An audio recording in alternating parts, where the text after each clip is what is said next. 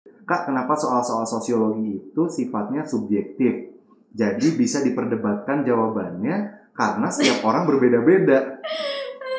Siapa yang bisa jawab? Ini ngomongin soal, apakah ini ngomongin soalku gitu? Mungkin ini ada satu soal yang bisa dibahas. Ini satu soal sebenarnya. Ini jamnya live streaming soal. Jadi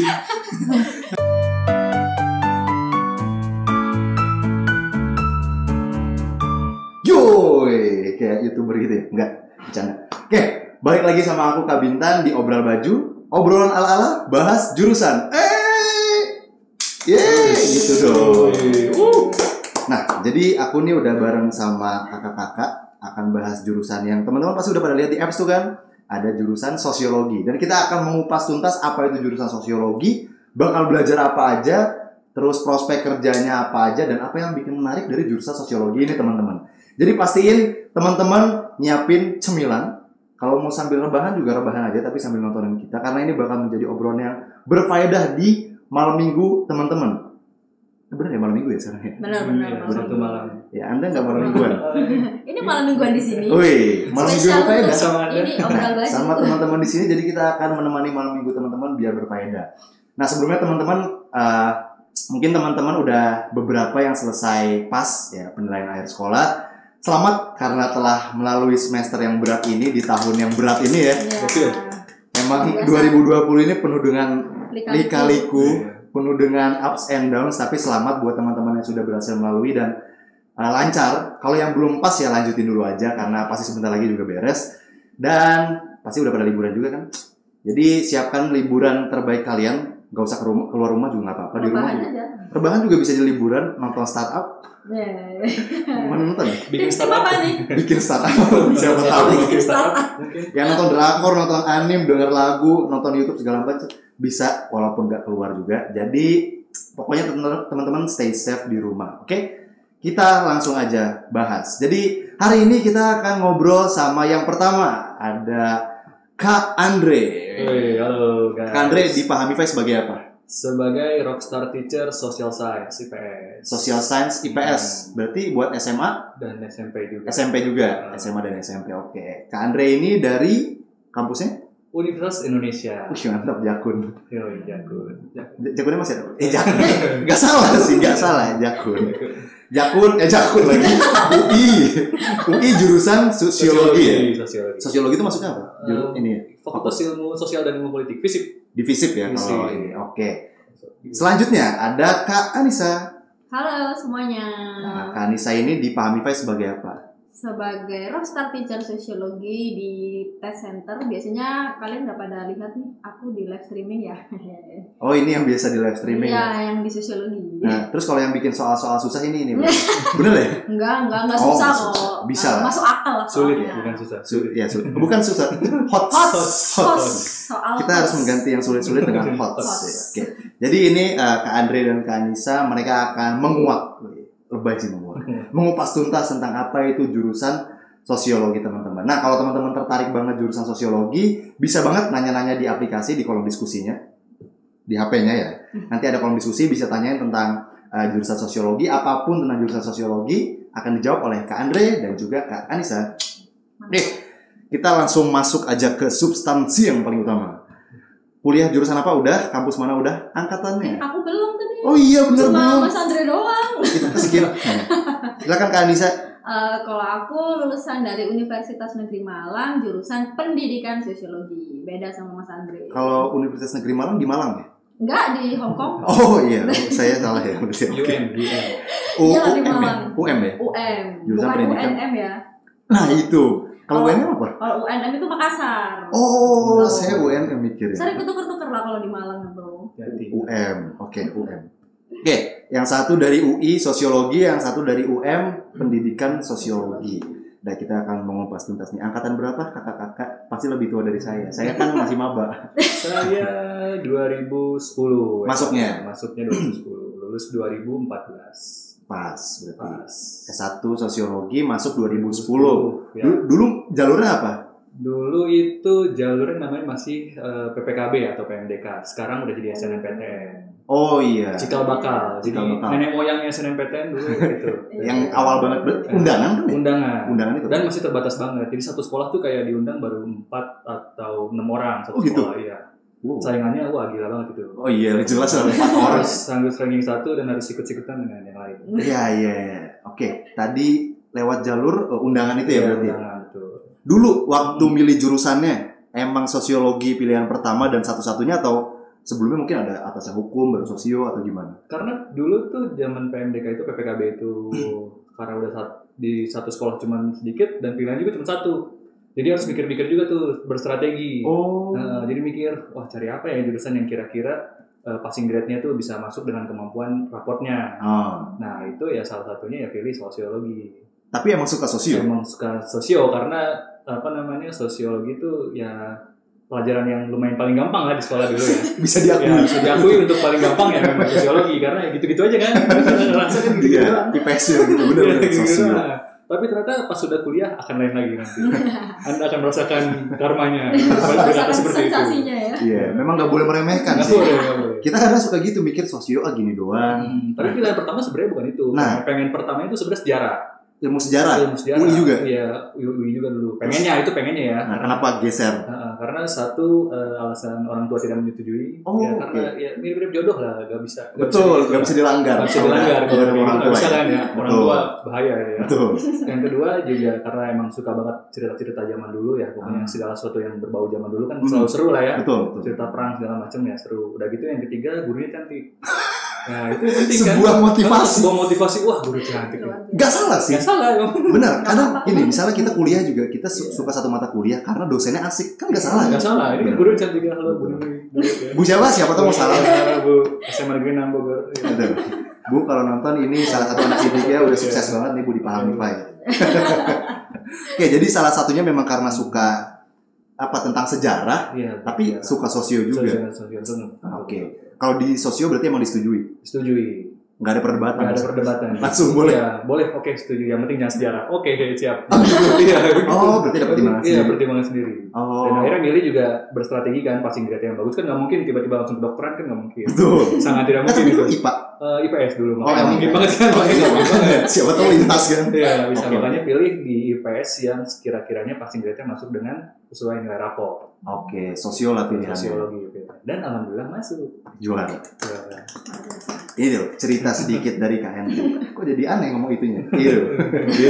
Kita lanjut ke Kak Anissa. Dulu masuknya lewat jalur apa? Angkatannya angkatan berapa? Angkatan 2014. Jadi sebenarnya aku gap year sih. Sebentar. Kita sama berarti. Kita sama loh. Kecuali saya. 2014 juga loh. Oke, lanjut. Enggak gap year sih. Ya aku gap year masalahnya. Oh, berarti 2013 Nah, lulusnya 2013 terus baru masuknya 2014. Oke. Itu jalur mandiri sih. Mandirinya UM. Ya, UM ya. Oke. Malaya. Iya. Enggak. Menarik nih, gap year. Sebelumnya pengen kemana pas gap year itu? Gap year-nya itu awalnya kan pasti nentuin dulu kan mau kemana, terus mungkin gak keterima atau apa, akhirnya memutuskan untuk gap year kan? Atau memang udahlah nanti gak mau kuliah dulu? Sebenarnya sih gimana ya, ceritanya kepanjang nih. Enggak sih, disingkat aja. Jadi sebenarnya aku tuh dulu SMK. Gitu SMK. Habis itu untuk masuk itu ya karena faktor dari keluarga juga sih, karena ya kalau dari SMK kan harapannya dari orang tua kenapa nggak kerja aja gitu. Nah sedangkan aku masih pingin belajar, ingin mencari ilmu, pingin belajar. Nah terus akhirnya gap year sih. Oh, tapi nyoba pas tahun pertama sempat itu nyoba sih, tapi nggak banyak sih, kayak cuma nggak ngambis banget dapat gitu ya? Nggak ngambis karena ya itu ada faktor keluarga itu kan. Kalau pilih pas pertama kali itu milihnya apa? Kalau yang pertama itu milihnya bahasa Inggris. Jurusan bahasa Inggris. Emang pendidikan tertarik? sih, pendidikan tapi pendidikan pendidikan. Emang suka bahasa Inggris. Kenapa nggak bahasa Cina? Nggak bisa. Nggak bisa, ya benar sih. Nggak bisa banget gitu. Oke. Bahasa Inggris itu pertama, terus nggak diterima, memutuskan untuk gap year. Ya. Di tahun kedua milihnya ini mandiri. Di mandiri. Nyobain nggak sejenis? Dulu kan zaman kita ada SBMPTN-nya gitu kan? Iya, nyobain nggak? Nyoba sih SBM. Apa? Jurusan sama? SBM-nya bahasa Inggris juga kayaknya. Apa ini pilihan kedua? Jangan-jangan? Iya, kalau yang sosiologinya ini pilihan kedua. Cuma waktu itu Kalau nggak salah yang mandirinya aku udah ngambil nggak milih bahasa Inggris sih, pilihan pertamanya seni rupa. Jauh ya. Ini main blowing ya. Tapi masih itu kan lingkupnya masih itu. Iya, sosial. Iya, sosial lah. Enggak sih, karena maksudnya emang aku suka bahasa Inggris dan juga kebetulan hobiku tuh juga gambar gitu. Pas SMK-nya jurusan apa? Ini kayaknya semua lintas gini menarik nih. Aduh, harus dijawab ya? Iya. Nah, iya deh. Busana? Enggak, kecantikan rambut. Wow, lihat dari rambutnya. Lihat dari rambutnya ya. Wow, berarti bisa kita tips-tips rambut biar badai gitu ya? Boleh. Nanti kalau mau potong sekarang nggak apa-apa. Oh, bisa motong? Ya, menurut Anda Oke, kita skip penyampaian. Tapi gini, yang bikin menarik adalah gini, karena kita selalu punya stigma kayak gini bahwa anak SMK itu memang tadi langsung kerja gitu. Kalau kuliah memang kesempatannya kecil atau mungkin nggak bisa di tempat yang bergengsi, itu stigma yang beredar kan. Belajarnya kan juga materinya kan nggak kayak anak SMA. Betul. Artinya harus ada adaptasi berlebih. Ya, effortnya lebih lah. Betul. Nah, makanya teman-teman yang SMK nih, mungkin jurusan pas SMK-nya nggak selaras dengan yang kalian mau, bisa banget. Ini ada salah satu buktinya nih. Bukti nyata. Jadi kan jadi punya skill lebih. Betul.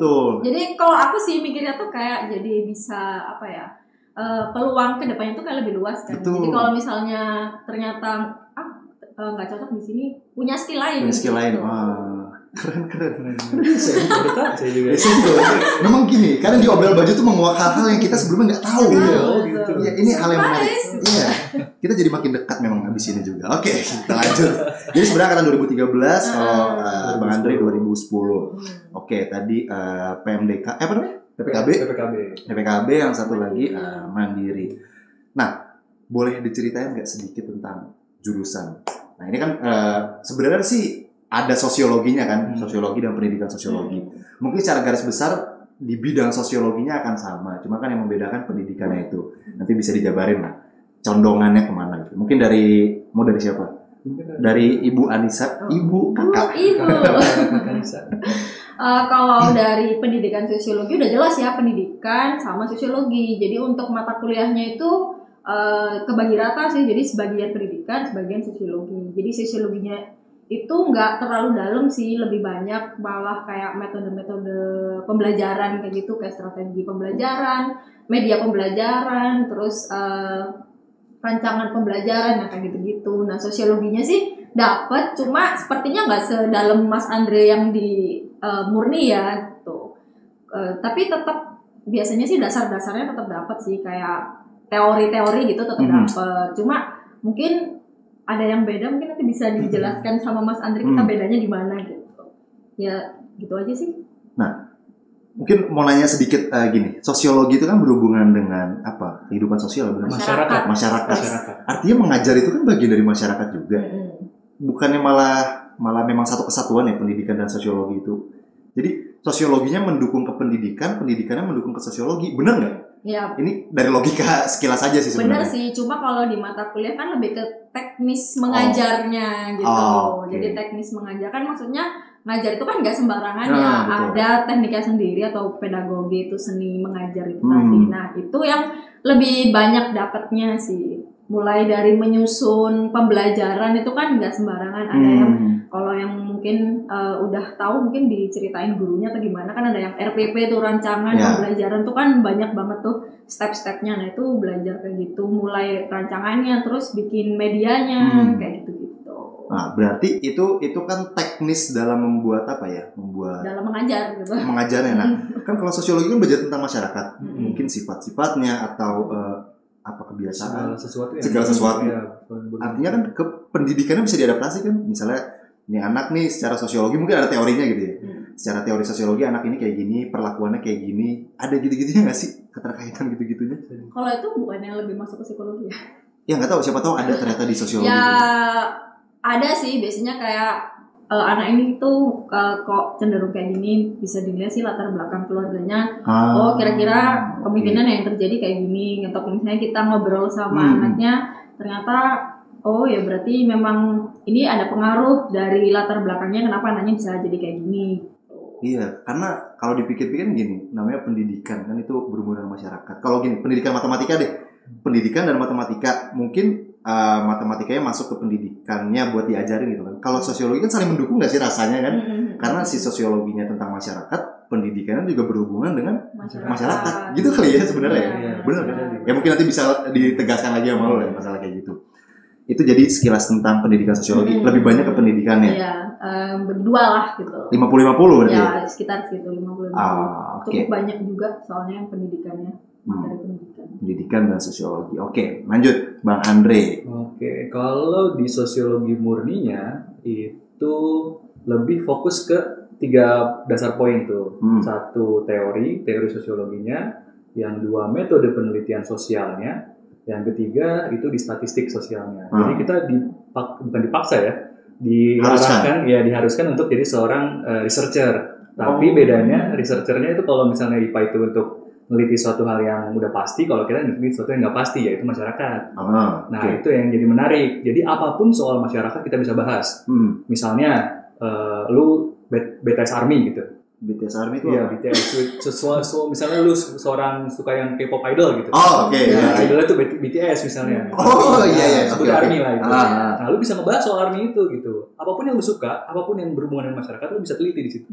Kalau kasarnya ya, maksudnya orang-orang yang di pinggir jalan pun lu bisa teliti sebenarnya. Karena cakupannya sangat luas masyarakat ya. Karena cakupannya selama kita berhubungan sama masyarakat itu bisa diteliti. Apapun. Berarti sosiologi ini cukup general kalau betul general banget. Mungkin kalau misalnya kita ambil ilmu-ilmu di luar sosiologi berhubungan dengan hukum, bisa. Iya kan berhubungan dengan apalagi psikologi, ya kan segala macam gitu. Bisa. Seru ya? Seru, makanya general banget. Makanya apapun yang bisa kita bahas, misalnya lu suka tentang olahraga. Nah, lu bisa bahas soal olahraga, misalnya ribut-ribut supporter yang lagi rame gitu. Ributan supporter lu bisa teliti dengan teori-teori sosiologi itu bisa banget ya. Ada yang mungkin basic kayak misalnya keluarga, lu seorang anak tunggal misalnya. Lu seorang anak tunggal, lu merasa gimana sih rasanya jadi anak tunggal? Nah, kita bisa meneliti sesama anak tunggal tuh bisa diteliti seperti itu gitu sosiologi. Jadi benar-benar apa yang dirasakan apa yang dialami masyarakat tuh kita bahas di sosiologi murni. Pokoknya yang ada di masyarakat lah. Apapun yang berhubungan sama masyarakat kita bisa teliti. Seluas itu. Jadi nggak takut kehabisan itu kehabisan penelitian nggak bakal. Ya. Tapi apakah gini? Mungkin kalau gue dulu ya pas kuliah itu kan ada sejenis mengerucut kemana. Nah, kalau dalam sosiologi ada kerucutnya kemana nggak? Misalnya kalau gue jurusan ilmu kelautan, nanti kerucutnya tuh ya satu ke menganalisis ke bioteknologi atau satu lagi konservasi. Nah, kalau sosiologi itu ada kerucutnya. Ada nanti mungkin karena kan ada juga mata kuliah khusus kayak misalnya sosiologi pendidikan, sosiologi keluarga. Lu belajar sosiologi pendidikan juga? Sosiologi agama, sosiologi misalnya gender segala macam. Kita bahas itu yang teori-teori umum yang bisa dipakai di gender juga masuk. Gender masuk. Jadi kemudian perbedaan kebiasaan laki-laki perempuan kayak gitu kita bisa bahas. Peran perempuan laki-laki di masyarakat kita bisa bahas. Berarti Anda perannya lagi besar di zaman yang ini yang sekarang lagi feminisme ini ya. Hati-hati kalian.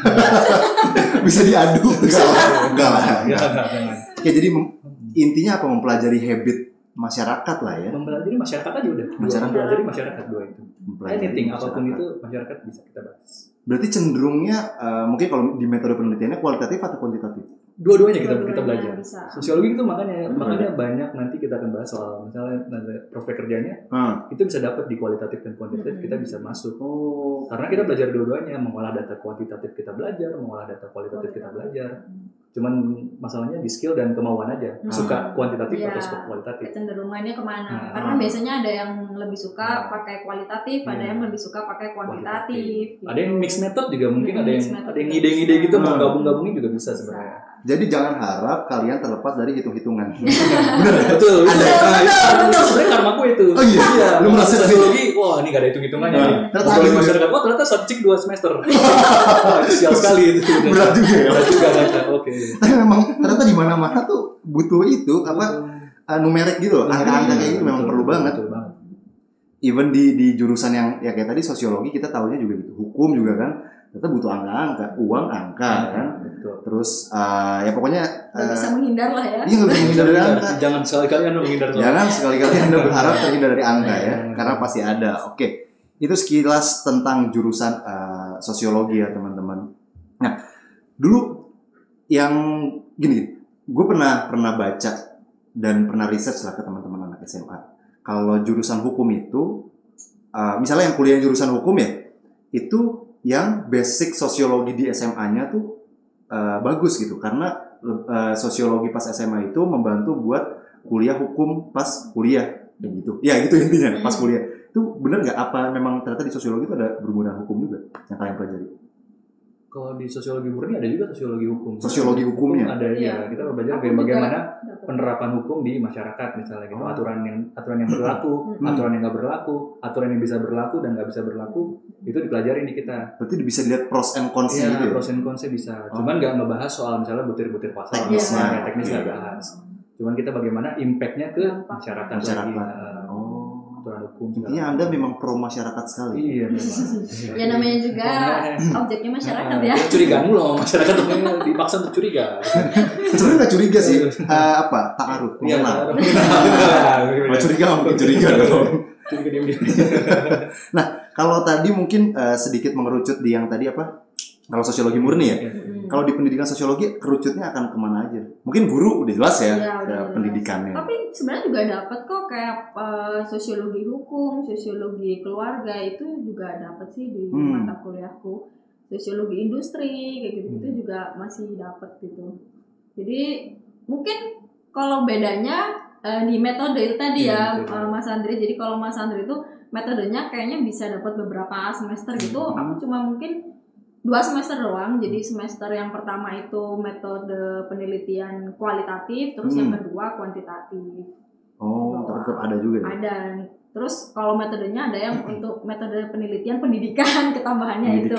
Iya, balik lagi ke pendidikan. Kalau pendidikan ngajar? Berarti sempat ngajar? Pas kayak magang-magang gitu ya? Ya, PPL. Iya, PPL. Sebenarnya bisa PPL atau KPL gitu lah. Itu ngajar anak-anak SMA. Karena kalau sosiologi kan cuma ada di SMA kan, jadi emang lingkupnya kan. Emang iya? Oh iya benar. Iya. Kalau bisa kemana-mana. Iya, saya lupa. Pelajaran kemana-mana. Kalau dari situ nggak bisa kemana-mana. Karena kan kalau SMP kan IPS terpadu. IPS terpadu betul. Jadi kalau yang sosiologi PPL-nya ya cuma di SMA, SMK juga nggak bisa. Oh iya, SMK juga IPS terpadu, masih terpadu juga. Tapi memang dari awalnya milih pendidikan karena memang suka mengajar atau gimana? Karena bukan suka mengajar ya kan, dulu waktu SMA ya juga mengajar kan waktu sekolah. Oh iya sih. Cuma ya kayak terinspirasi lah gitu dari guru-guru gitu. Kan ada kan biasanya kayak guru yang enak banget lah ngajarnya gitu. Kita menunggu dia untuk mengajar. Terinspirasi pengen jadi guru seperti itu. Pengen jadi guru. Mantap. Terus juga kalau jadi guru kan liburnya banyak tuh. Oh iya. Libur semester ya. Iya. Nggak rapat ya sekolah itu. Siswanya kalau libur rapat. Iya, muridnya libur, gurunya kan ikut libur. Oh gitu. Ya iyalah. Saya nggak tahu libur guru soalnya saya ngerasa libur saya sendiri gitu. Siswa aja biasanya. Ini sebentar ya kita coba cek di aplikasi dulu, siapa tahu ada yang udah nanya-nanya. Jadi kita nyambi-nyambi juga aja sama. Oke. Tadi sedikit tentang perkenalan sosiologi dan pendidikan sosiologi. Nah, pengen nanya apa yang paling menarik dari mata kuliah program studi ini? Mungkin pelajarannya kah atau ternyata mungkin di sosiologi UI itu yang menarik adalah apa? Kalau di sosiologi UI menarik adalah ospeknya itu dinilai 3 SKS. Hah? Iya. Ospek SKS. SKS termasuk 3 SKS. Canggih kan?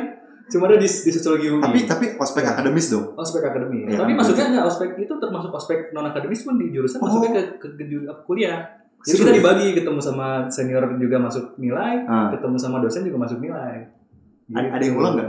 Ada. Kalau ada yang ulang dulu di ospek sama anak. Oh gitu. Angkatan lu. Hati-hati makanya. Gitu. Itu cuma di sosiologi aja. Di sosiologi UI malah itu di sosiologi UI. Maksudnya jurusan lain? Jurusan lain nggak ada. Satu UI makanya hati-hati itu. Coba kita ambil ini jangan-jangan itu karena hubungan sama masyarakat harus berinteraksi. Mungkin sih. Karena ospek itu kan interaksi kan? Bisa benar sih, benar banget. Gila, hebat juga bintangnya. Ambil intisarinya. Ya karena kan ospek itu intinya buat pengenalan, itu kan ada hubungan sama masyarakat. Kayaknya itu sih, makanya bisa ngulang juga. Kalau dari mata kuliah ada yang aduh ini mata kuliah gue banget nih, gue seneng banget nih. Kalau mata kuliah yang paling berkesan sih ya, kalau mata kuliah yang gue banget karena semua general jadi nikmatin aja kan semester. Kalau mata kuliah yang paling berkesan tuh dan namanya latihan praktek metode penelitian sosial atau latihan praktek metode penelitian sosial LPMPS disingkatnya. Oke. Nah itu kita ke desa 10 hari bareng-bareng itu nginep 10 hari terus kita neliti orang desa sana. Kayak KKN ya? Ya mirip KKN, tapi cuma 10 hari. Iya. Karena rangkaiannya itu dari semester 2 sampai semester 3 sampai semester 5 itu rangkaiannya tuh. Hampir 4 semesteran. 4 semester setiap semesternya 10 hari gede? Enggak, itu cuma di satu semester yang ke semester 4 kalau nggak salah 3 ke 4 lagi liburan semester 3 ke 4. Tapi rangkaian kuliahnya itu dari semester 3 sampai semester 5 itu. Setahu gue ingat gue. Jadi itu turun ke desa. Turun ke desa, kita menginap bareng-bareng sama kelompok kita kan karena satu kelas tuh satu angkatan kan 60-an gitu dibagi 3 kelompok. Dibagi 4 kelompok. Nah, itu dibagi dipisah-pisah tuh wilayahnya tuh. Sama dosen juga nginepnya. Dan itu 10 hari, wah itu berkesan banget. Dosen ikut. Karena itu ada dosen yang kayak dosen yang ngebimbing gitu kan. Dosen mata kuliahnya kan. Nah, itu ikut seru banget parah situ.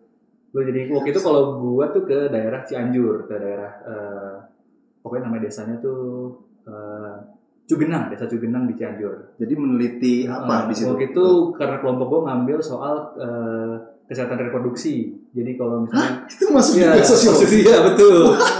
Jadi gimana? Mulai menarik ini. Seru kan? Mulai menarik. Iya, kita ngebahas soal gimana masyarakat udah kenal sama pendidikan seks atau belum, kayak gitu-gitu. Masyarakat desa udah mengenal hal seperti itu apa belum? Kita ngebahas soal itu waktu itu. Berarti kalian bisa gabung juga sama anak kedokteran, iya, sama Fakultas Kesehatan Masyarakat tuh. Iya, gabung. Wow. Karena sosiologi kesehatan juga kita bahas. Gitu. Keren.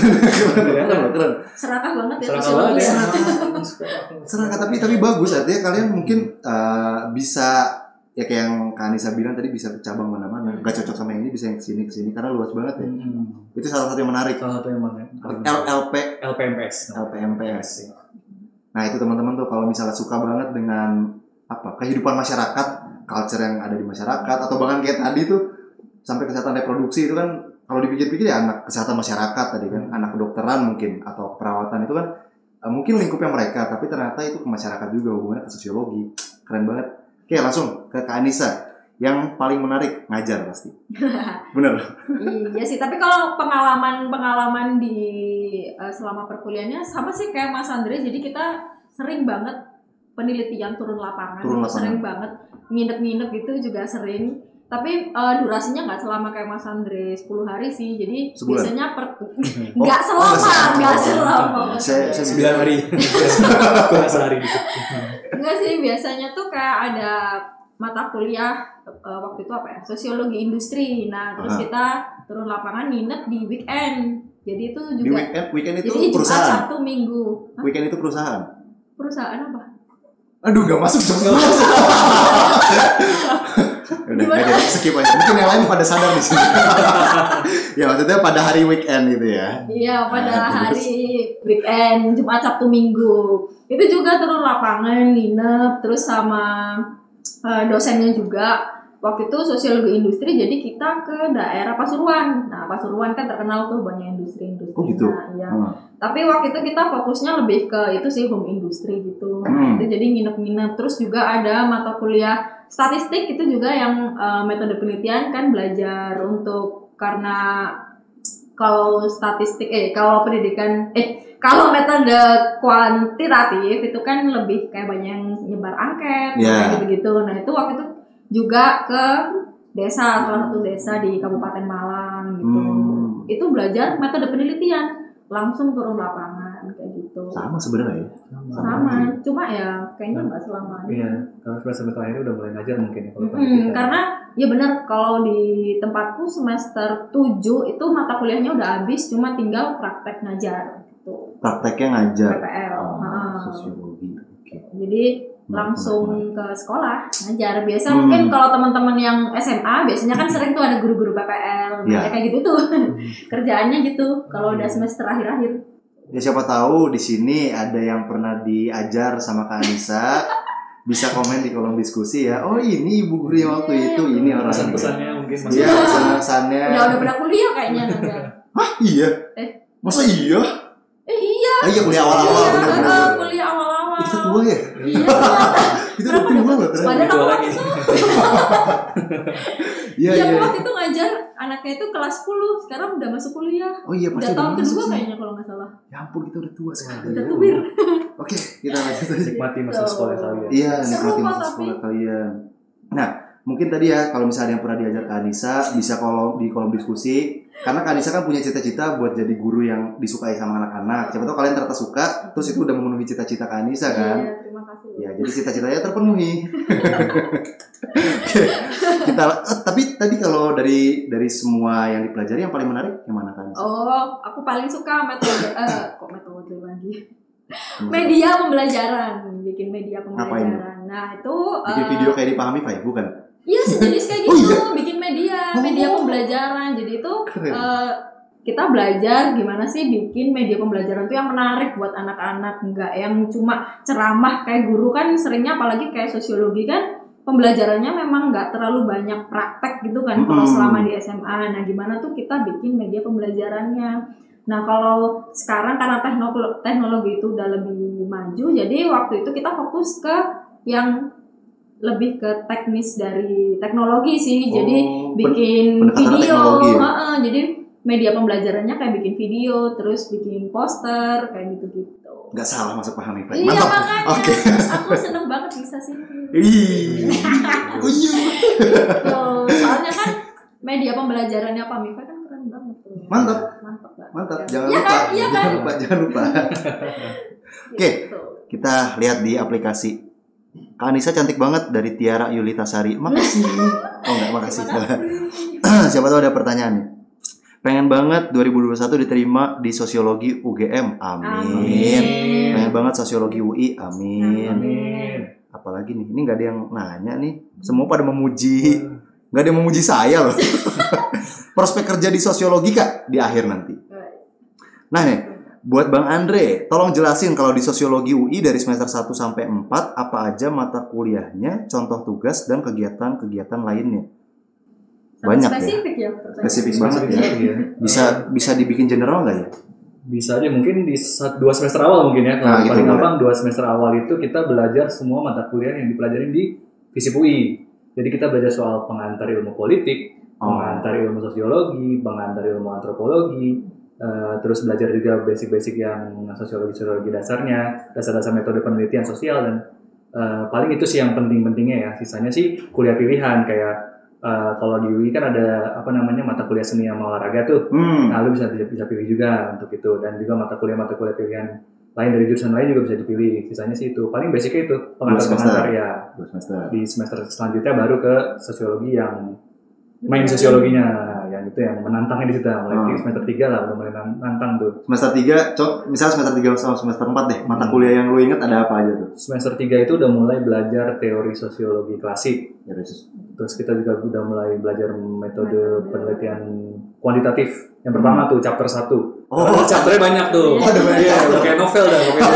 Metode penelitian sosial tuh pokoknya intinya yang paling mata kuliah paling banyak di metode penelitian sosial. Nanti lu bisa dapet sekitaran hampir 5 metode mata kuliah metode penelitian sosial itu ada 5. Jadi metode penelitian kuantitatif itu ada 1, 2.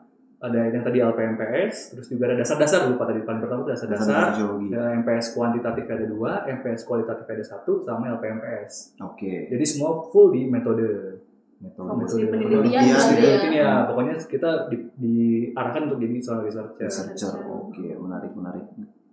Menarik, seru ya. Itu tadi pertanyaan dari Ray Rocky. Semoga menjawab ya. Tugas mungkin kayak kalau tugas. Kalau tugas mungkin banyaknya kita untuk menganalisis satu masalah kali ya. Yang paling banyak itu kita dikasih satu jurnal, kita analisis ada apa aja masalah di situ, terus kita bikin reviewnya segala macam menggunakan teori-teori yang dipelajari di semester 1 sampai semester 4. Tapi aku boleh nanya ke Mas Andre nggak nih? Tanya aja, boleh. Acara ini terbuka sekali. Mau nanya ke operator boleh, juga boleh sebenarnya. Semua boleh. Satpam di depan. Jangan. Berarti kalau di UI ngerasain juga nggak sih kayak ujian akhir semester tuh nggak pernah ujian di kelas yang nulis. Kayak kalau jurusan lain tuh setauku seringnya itu kalau ujian akhir semester itu mereka ya udah di kelas ngerjain. Soalnya kalau di aku itu nggak pernah. Kita tuh selalu ujian akhir semesternya itu selalu disuruh bikin kalau nggak ya artikel ilmiah. Pokok intinya berhubungan dengan penelitian sama mata kuliah itu. Jadi misalnya kalau sosiologi agama nih, ya udah di akhir semester untuk nilai ujian akhir semesternya bikin artikel ilmiah kayak gitu. Jadi tuh bener-bener jarang banget ujian akhir semester tuh di dalam kelas yang kayak tertulis gitu. Jadi benar-benar kalau zaman gue dulu sih sebenarnya malah ngerasain semua ya, tergantung dari dosennya. Kadang ada dosen yang baik, kita take home aja kuliah UAS take home, jadi bikin esai segala macam. Atau juga ada yang biasanya juga tes tertulis di kelas, ada yang dua-duanya. Biasanya juga ada yang dosen killer dua-duanya tuh, kumpulin karya ilmiah ya, masuk ke kelas juga tes tulis juga iya. Saya tidak bisa sebut namanya di sini ya. Tidak boleh disebut. Tapi itu pasti membantu progres Anda. Ya, itu membantu progres saya dan membuat saya tidak tidur juga. Tapi kan untuk pendidikan. Kemudian harus dijalanin. Iya. Oke. Menarik ya. Tapi kalau misalnya yang UAS itu ada yang nggak tertulis, bahkan nggak bikin apa-apa, malah ke lapangan, ada nggak? Nggak ada sih. Kalau biasanya ke lapangan itu kan di tengah-tengah itu kan. Tetap harus bikin laporannya biasanya di lapangan. Magang pun ada laporannya. Iya, sama sih. Kita mungkin lebih ke kita geser sedikit lah ke yang non akademik, tapi mungkin bisa jadi akademik juga sih. Pernah ikut kayak UKM atau lomba atau kompetisi atau mungkin organisasi kali ya kalau zaman kita. Dari siapa? Bang Andre dulu. Organisasi himpunan mahasiswa sosiologi itu karena kan kita kecil ya, bukan jurusan besar. Udah gitu nggak ada yang kebagi jadi paralel reguler, kita reguler aja. Kita makanya kecil banget tuh, jurusannya sangat kuat banget lah ibaratnya gitu. Apa emang pas angkatan itu atau udah sampai sekarang juga? Gitu. Ya seingat gue nggak ada. Jadi reguler terus. Kalau UKM dulu ikut di UKM bola basket UI. Sampai jadi pemain sampai jadi pelatih. Serius? Iya. Coach Andre panggil ya mulai sekarang. Coach Otahe.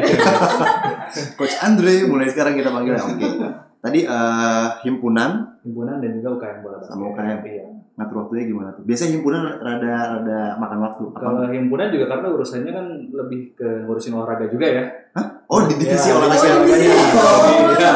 Olahraga nggak bisa. Jadi ngurusinnya kayak urusan yang antar jurusan yang kayak gitu, yang antar angkatan. Jadi nggak terlalu banyak kerjanya sebenarnya kalau di himpunan. Nah di UKM ini latihan kan bisa 3 kali seminggu ya, 3-4 kali seminggu. Mungkin bagi waktunya itu yang penting selalu sediain waktu untuk tidur sebenarnya sih. Jangan sampai lupa untuk tidur. Benar-benar. Kalau lupa untuk tidur udah pasti bablas tuh. Kuliah nggak jalan, basketnya juga udah nggak bisa jalan juga tuh. Karena fisik kan yang paling penting kan kalau mau kuliah dan olahraga. Mood juga jadi jelek. Iya, mood juga jadi jelek. Jadi yang penting itu tidur dan makan sebenarnya. Yang penting diatur tidur sama makannya. Jam belajar nanti akan ngikutin sebenarnya. Mantap. Dan di sela-sela biasa di sela-sela kuliah kan, karena kuliah kan nggak se-full pas zaman sekolah kan. Nah, itu mungkin di sela-sela kuliah kita bisa ngatur-ngatur tugas segala macam dan malam kita latihan basket. Malam latihan basket. Berarti pernah ikut kompetisi basket gitu? Kompetisi basket pernah, dalam dan luar negeri pernah. Luar negeri? Keren. Gimana? Tapi kalau luar negeri pas udah jadi pelatih sih, kalau pas jadi. Serius? Itu ngelatih yang UI? Latih tim UI-nya, betul. Jadi kalau dia masuk UI mungkin akan ketemu saya. Bro, kita punya pelatih pro. Baru tahu ya. Kita punya pelatih pro ternyata. Dari dalam sampai ke luar negeri. Sampai paling jauh tuh alhamdulillah pernah ke Hong Kong. Kita punya Coach Andre loh. Bentar, jangan-jangan skripsinya bahas sosiologi olahraga? Enggak, bukan. Kalau S1 sosiologi dinamika antar kelompok nama ininya. Oh iya.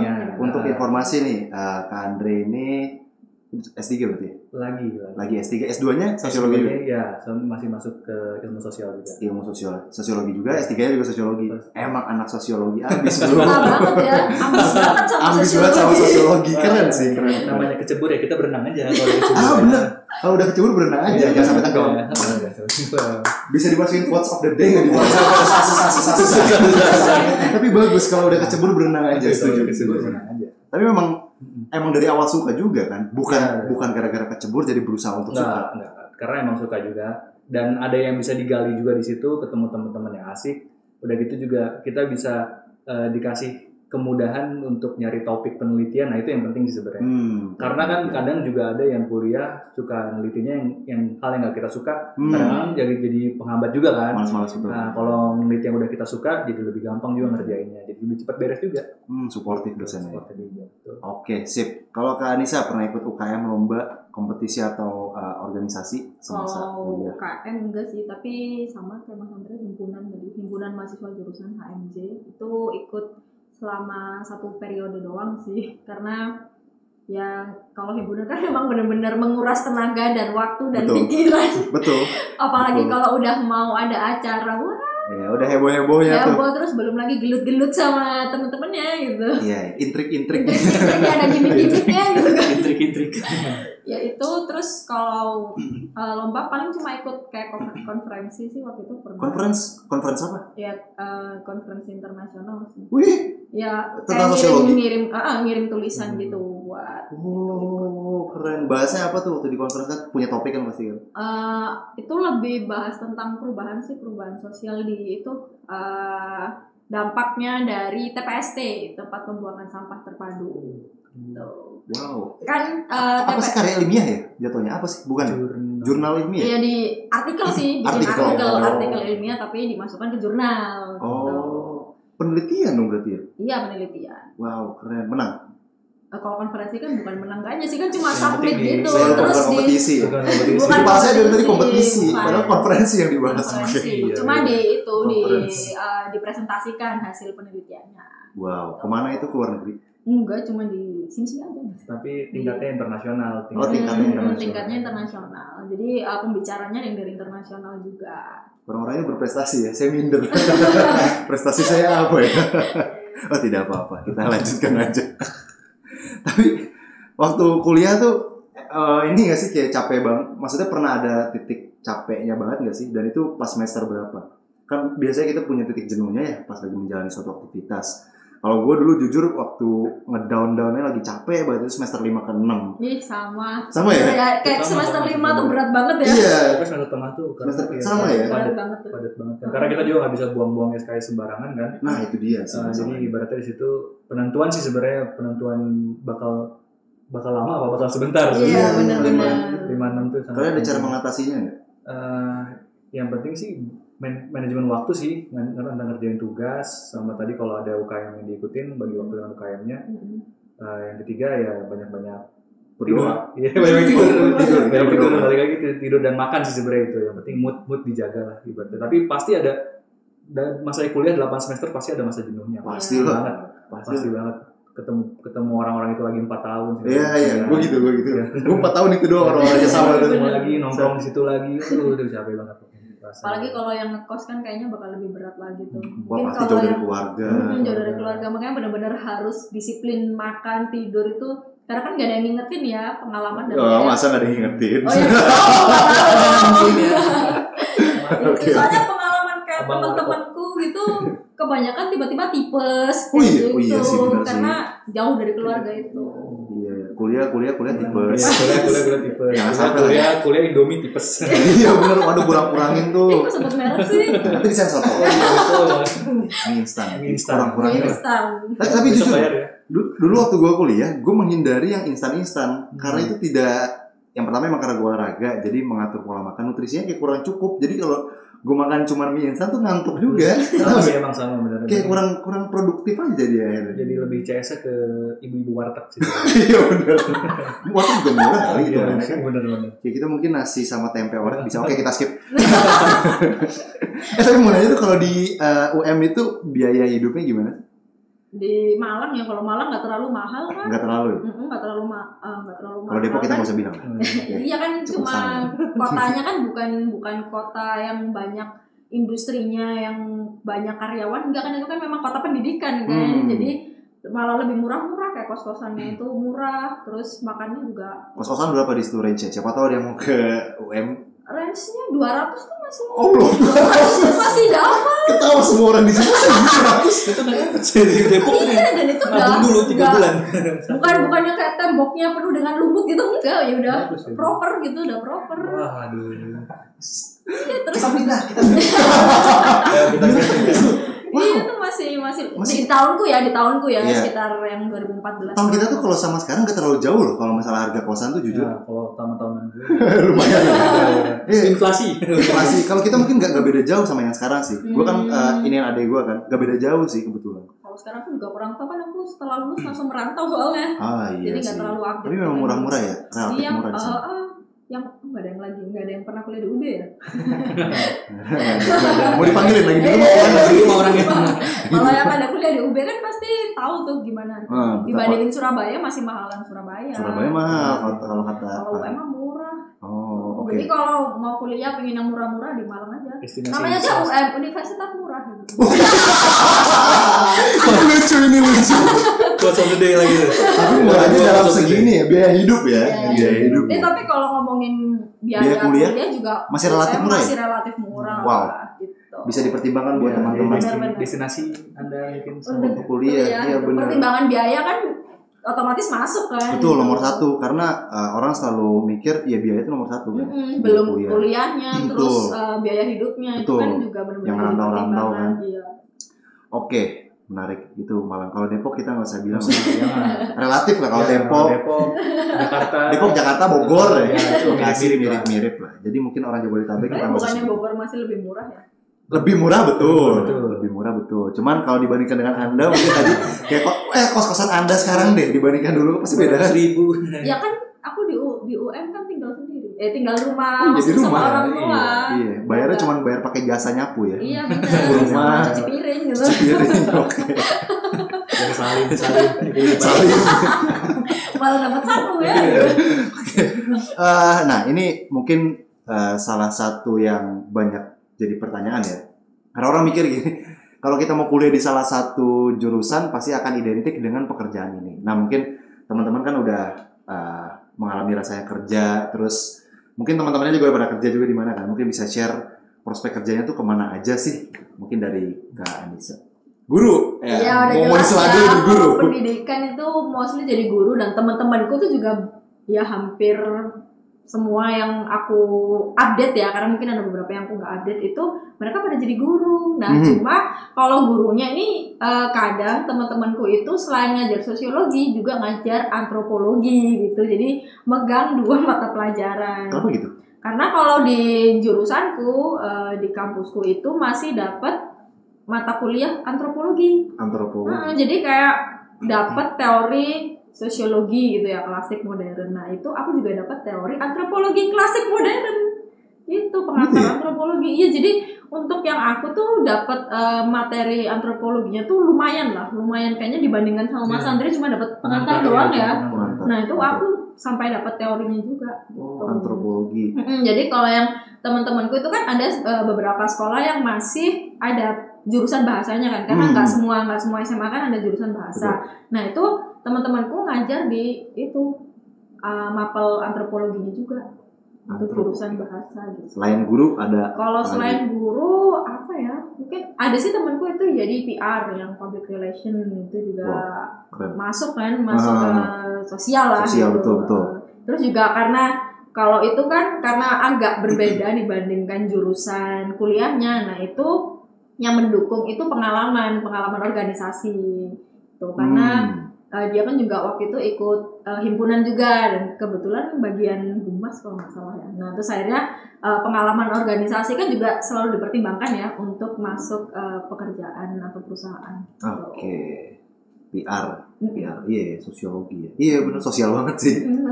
Sosial banget. Cuma kadang kan kalau dari perusahaan kan pertimbangannya lah, kamu kan pendidikan, SPD gitu. Nah kalau ada dukungan dari pengalaman organisasi, nah itu bisa dipertimbangkan.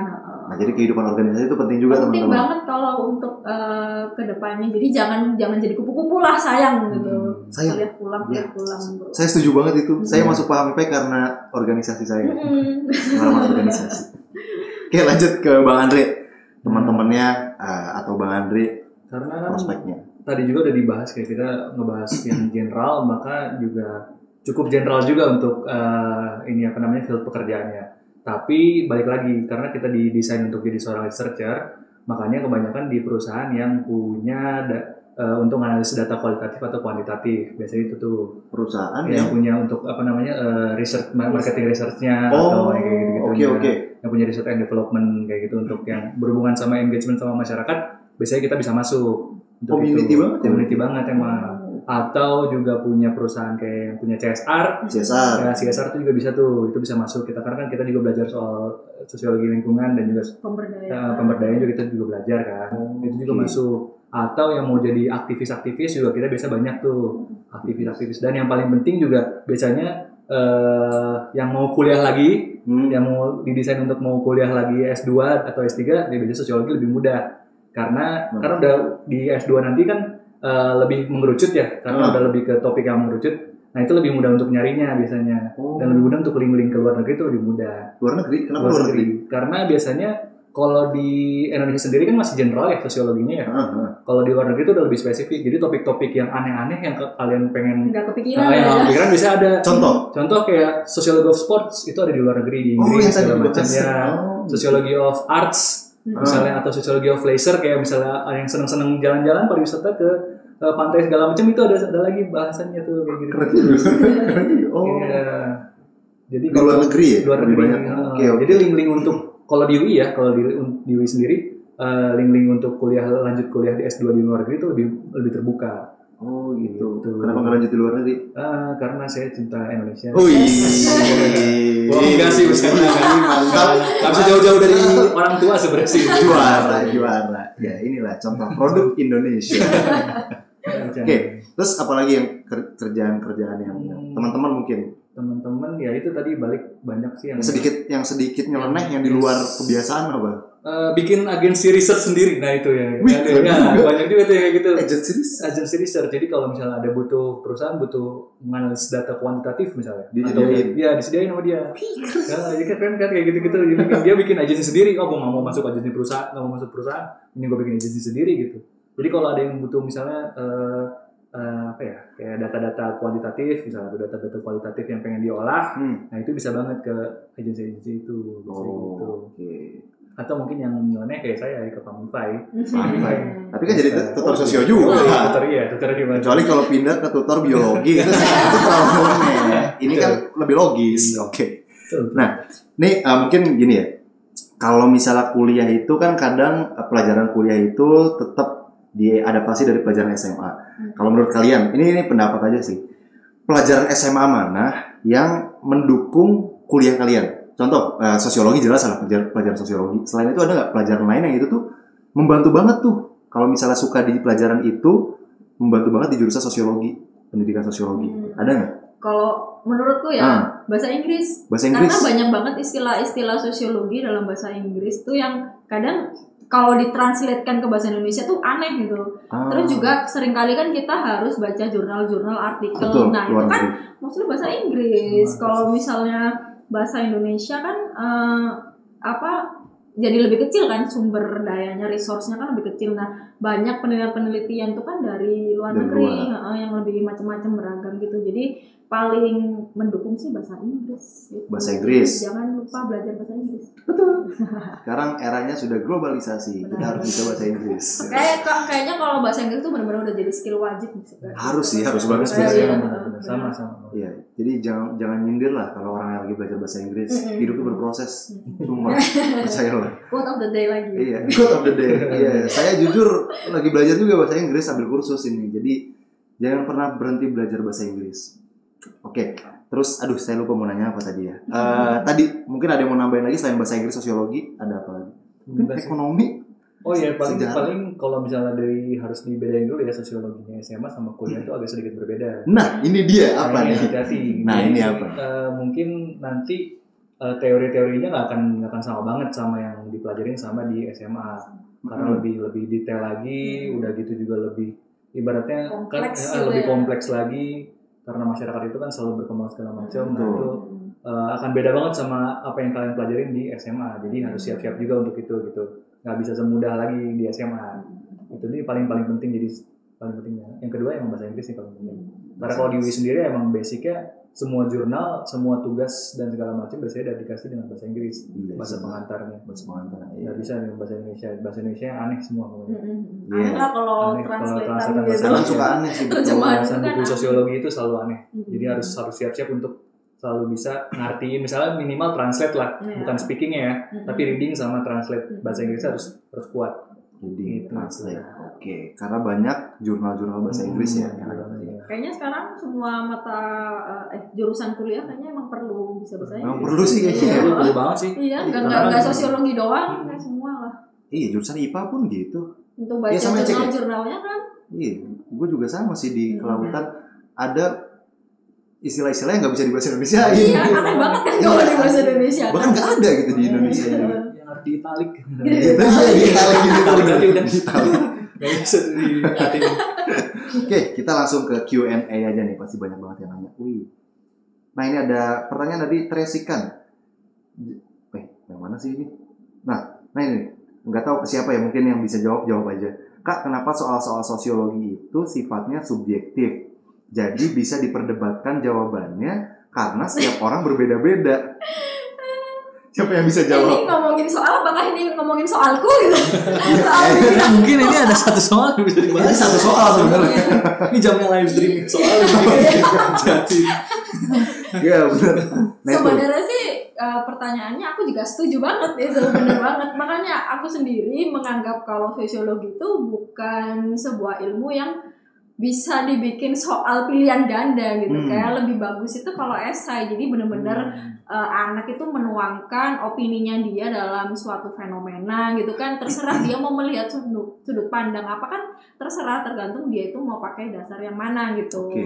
Nah, tapi kalau misalnya ngomongin soal nih, itu biasanya kalau di soal emang kayak ada kata-kata kuncinya lah. Itu sebenarnya yang ditanyakan maunya tuh yang bagian apa gitu kalau soal-soal. Kalau ngomongin soal nih ya, pilihan ganda ya. Tuh. Ada kata kuncinya teman-teman. Jadi tuh ada kata kuncinya. Makanya rajin-rajin ikut live streamingku. Nanti aku kasih tips-tipsnya. Oh iya. Promosi. Makanya rajin-rajin cek jadwal kelas online ya. Coba cari yang sosiologi. Di Twitter, di Instagram, di semuanya ada jadwalnya. Di app juga ada. Iya, di app juga ada. Ya, jadi terjawab ya kenapa subjektif tadi ya. Tapi kalau misalnya memang pertanyaan itu dijawabnya secara esai, berarti bisa dibilang nggak ada salah dan benar. Nggak ada. Ya tergantung dia konsepnya benar apa enggak untuk menganalisisnya itu tadi. Nah yang dinilai itunya. Jadi kalau untuk dia benar salahnya itu relatif sih. Jadi kalau misalnya dia analisis tapi ternyata konsepnya itu nggak sesuai, nah itu baru bisa ya mengurangi nilai lah gitu. Simpelnya kayak kuat-kuatan argumen aja. Kuat-kuatan argumen. Selama argumennya dasarnya kuat, ya kita bisa terima ya bisa terima. Berarti kalian dididik untuk berdebat juga dong? Oh iya dong. Oh iya. Waduh. Hati-hati ya. Hantam berarti. Ngeri. Jadi ngeri ya. Oke. Jadi dididik juga buat berdebat karena biasanya kayak gitu kan anak hukum atau anak fisip maksudnya benar. Betul. Dia anak fisip kan biasanya dituntut berdebat kayak ilmu politik, ilmu pemerintahan, HI segala macam. Orang bahkan teori yang zaman klasik aja bisa didebat gitu. Zaman gitu. Belum lahir misalnya gitu. Bisa kita debat. Iya, sekarang itu kan namanya masyarakat kan dinamis kan, selalu berubah dan bisa aja teori yang dulu tuh udah nggak relevan sama sekarang. Gitu. Jadi ya bisa jadi perdebatan lagi. Bisa ya, relevan, ada yang bisa sampai sekarang masih relevan juga ada. Itu menarik kayak gitu. Berarti diajarkan untuk berpikir kritis juga ya. Nah, itu kan ciri-ciri ilmu sosiologi, kumulatif, non etis. Itu apalagi coba? Teoritis, kumulatif, non etis, sama teoritis. Wow. Ciri sosiologi ada 4 tuh. Terus sering biasanya aku bikin soalan keluarin itu. Ini malah live streaming ya. Kita jadi live streaming. Kelas online. Kelas online ya. Oke, kita langsung ke next question. Ini buat Bang Andri mungkin. Kalau penelitian itu pendanaannya kayak transportasi, makan sehari-hari untuk meneliti pakai pendanaan sendiri atau dari kampus? Kalau yang tadi kita LPMPS itu dari kampus kok. Jadi udah karena masuk mata kuliah kan. Kalau misalnya ada proyek-proyek dari dosen, nah itu juga biasanya didanain sama dosen yang bersangkutan. Kalau misalnya skripsi, ya itu urusan kantong masing-masing. Karena itu kan urusan survive masing-masing ya. Betul. Nah, sisanya sih kalau misalnya urusannya sama kuliah segala macam, biasanya sih udah ditanggung sama kampus. Tergantung ikut lembaga mana ya. Iya, lembaga mana. Kecuali kalau kalian mau ngide sendiri, ya itu harus siap-siap uang juga. Ya, saya dulu gitu, ngide sendiri. Makanya jangan ngide. Karena kalau ngide sendiri ya habis sendiri duit. Rada ribet ya, iya benar. Ini ada lagi nih, sosiologi sports kerjanya di mana Kak? Di tim bola gitu. Masih juga logikanya. Tahu nggak lo jawabannya? Bisa jadi tim bola, kita bisa juga masuk jadi tim bola juga bisa, jadi tim apa juga bisa sebenarnya. Jadi biasanya sih jadi researcher soal bola aja, kita bikin soal esai-esai tentang bola, esai-esai tentang misalnya olahraga olahraga lah, pokoknya segala sesuatu yang hubungan dengan olahraga itu bisa banget. Wow. Atau juga jadi bagian dari manajemen of sport itu juga bisa. Wow. Karena kita ngatur orang-orang dalam organisasi olahraga kan bisa banget. Wah, siapa tahu kalau teman-teman mau mengubah satu tim yang kalian suka, masuk sosiologi, lanjut sosiologi of sports. Oke, ini Kak Ijal mau nanya. Ayo, mau nanya apa, Kak? Bang Andre kan dulu sekarang jadi pelatih basket ya, berniat mengelawan pebasket sombong nggak Bang? Jadi ke YouTube ini. Jadi ke YouTube ya. Pebasket don't earn. Bisa di tag ya. Enggak, beda lah kalau itu udah ini. Ini coachnya nih, coachnya. Saya yang jadi ngelatih ini yang mungkin ya pebasket sombongnya gitu. Gitu. Kalau lawan saya kalah pasti kalau itu Mbak, karena dia bekas pemain pro ya. Basket sombong. Nanti di tag ya. Pro coachnya. Iya, di tag tolong ya orang. Siapa tuh mau masuk ke sini buat bahas jurusan apa? Kita nggak tahu. Oke, ada pertanyaan terakhir nih. Ini nih. Kak izin tanya. Kemarin saat pas saya tanya-tanya tentang soal kegunaan sosiologi. Terus guru saya bilang A, saya bilang B. Akhirnya guru bilang ini soal nggak akan dikeluarkan saat pas karena saya bingung. Kemarin saat pas saya tanya-tanya tentang soal kegunaan sosiologi. Oh, dia nanya-nanya ke gurunya. Nah, saya bilang A. Akhirnya gurunya bilang B. Iya. Masih baca juga soalnya. Dia mau di breakdown deh. Akhirnya guru ini bilang ini soal nggak akan dikeluarkan saat pas karena bisa beberapa jawaban tergantung perspektif orang. Ini gimana Kak? Apanya yang gimana gitu kan? Ya balik lagi ke konteksnya sosiologi itu tadi nggak sih, kayak sosiologi kan sebuah ilmu yang selalu bisa diperdebatkan. Tapi kalau emang bentuk soalnya gimana sih, aku jadi penasaran. Mungkin bisa ditanya di live streaming nanti ya. Soal kegunaan sosiologinya. Saya bilang A, ibu guru saya bilang B. Nah, terus endingnya gurunya bilang ini jangan keluar kok di pas karena bisa tergantung perspektif. Ya nggak salah gurunya. Tapi keluar nggak? Kita harus tanya ya. Itu keluar nggak soalnya benar nggak? Harus hati-hati. Ini tuh ada premis satu, premis dua. Premis duanya nggak ada. Nggak nyambung ya. Nggak bisa diambil kesimpulan ya. Iya, karena kalau misalnya dia bilang ternyata dikeluarin, terus dia nanya ini gimana, dia harus nanya ke gurunya kan berarti kan. Atau ternyata pas nggak dikeluarin ya berarti nggak ada solusinya. Pertanyaannya kurang spesifik karena endingnya cuma ini gimana? Apanya gimana? Ini kali kok jawabannya beda gitu. Iya, tapi mungkin itu kali. Iya kan, tapi tadi tergantung soal kayak gimana. Kita ada jawab yang dia subjektif tadi kan. Subjektif betul. Ya kalau gitu mungkin teman-teman nanti kan Pak Amipa punya klinik juga, teman-teman tanyain aja tuh ke Kak Nisa. Kak, ini loh soal yang kemarin nama aku nih have fun. Nah, aku yang nanya ini gimana Kak kemarin. Nanti bilang kayak gitu aja, langsung dinotis sama Kak Anissa. Ini harus diteliti kali, ini kan pertanyaan masyarakat. Oh iya, ini pertanyaan masyarakat, bisa Anda semua teliti loh ini. Bagaimana pertanyaan A dan pertanyaan B berbeda, jawabannya itu bisa jadi satu penelitian juga. Kak jangan bingung, ya kita udah terlanjur bingung. Itu satu ruang udah bingung. Kita langsung lanjut aja karena pertanyaannya juga udah habis dan waktunya udah mepet juga. Apa yang gak bisa kalian lupakan dari jurusan sosiologi?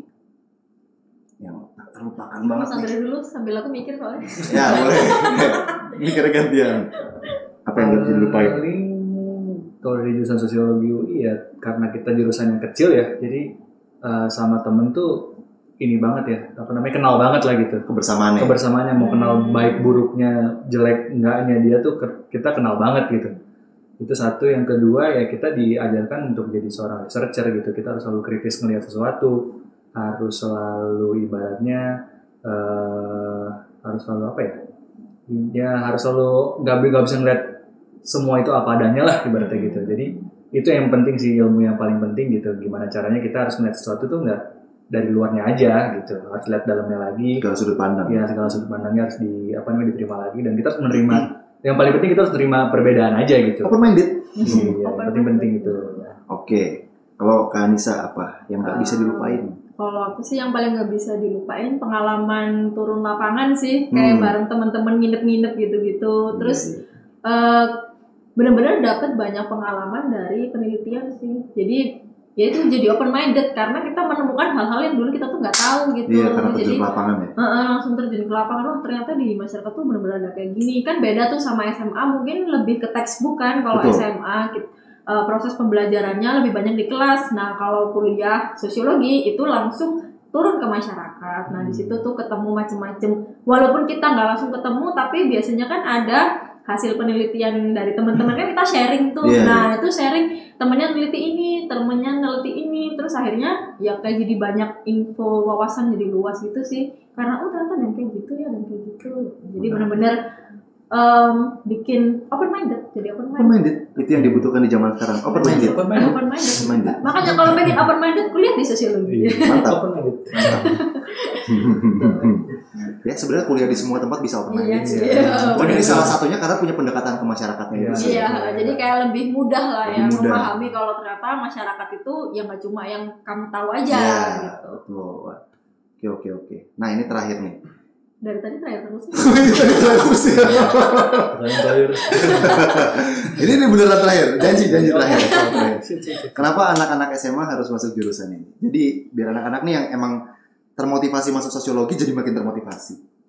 Dan yang masih ragu juga jadi makin oke, gue di sini aja deh. Kenapa?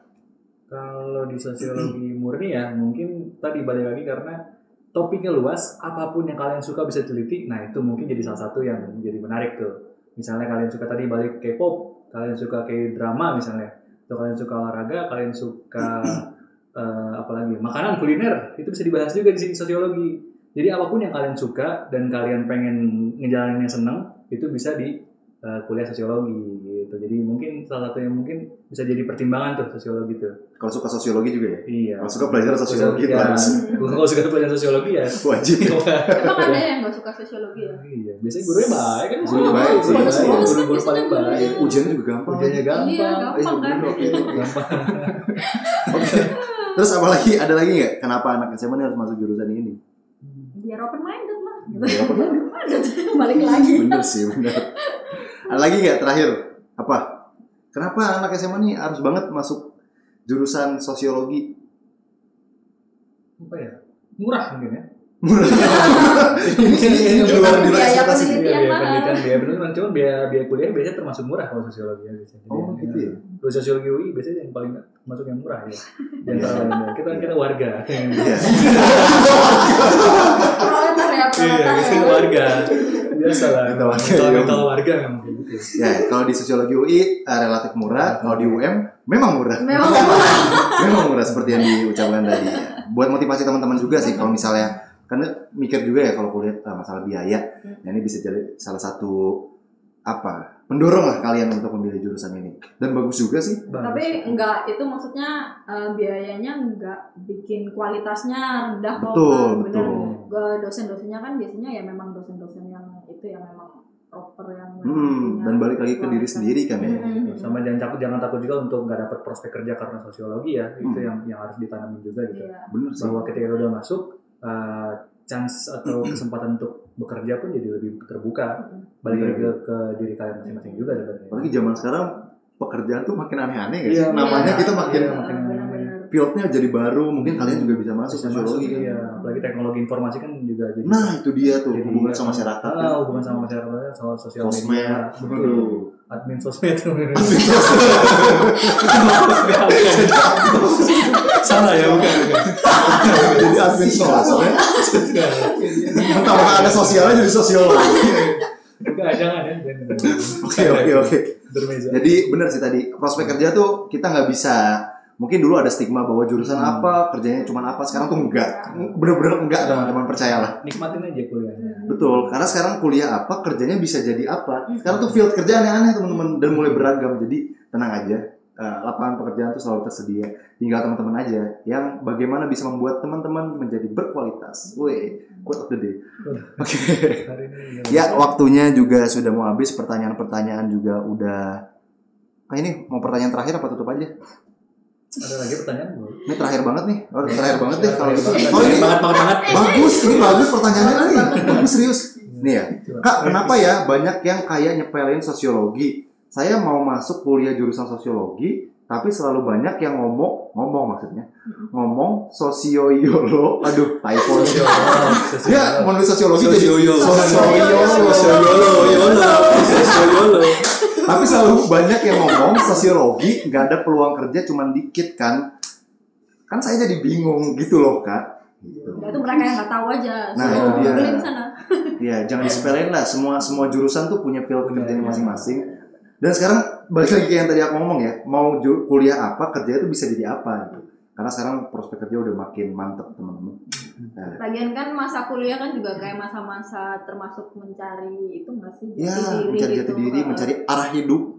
Pengalaman organisasi kan bisa mempengaruhi nanti kerjanya gimana. Betul. Bisa aja kayak Mas Andre suka olahraga gitu, siapa tahu mungkin nggak di sosiologi tapi malah jadi coach ya. Iya, bisa jadi kayak gitu. Coach Andre. Jadi Coach Andre. Lagi terbuka. Saya mau dirahasiakan terbuka. Emang di Obral Baju ini kita nggak buka semua hal sih. Diobral. Semua informasi diobral. Oke. Ini benar pertanyaan terakhir tadi udah selesai. Benar. Oke.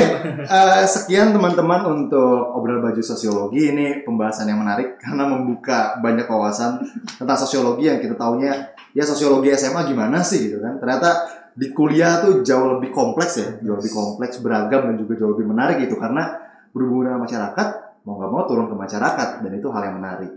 Jadi teman-teman kalau mau masuk sosiologi ngomong apa saya? Kalau mau masuk sosiologi jangan ragu karena ini ada contoh-contohnya menjadi orang-orang yang sukses bersama Pak Hamify.